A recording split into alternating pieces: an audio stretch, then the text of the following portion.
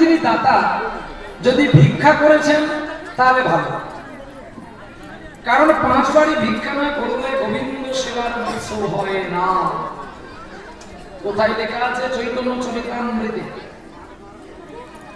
কে করেছিল? গোবিন্দ ঘোষ। কে করেছিল?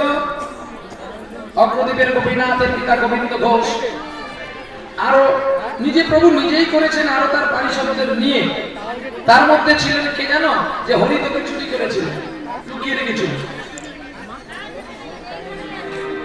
মহাপ্রভু হরিতকে লুকিয়ে রেখেছিল, কালকে দেবে, আজকে দিয়েছি কালকে একটা দেবে।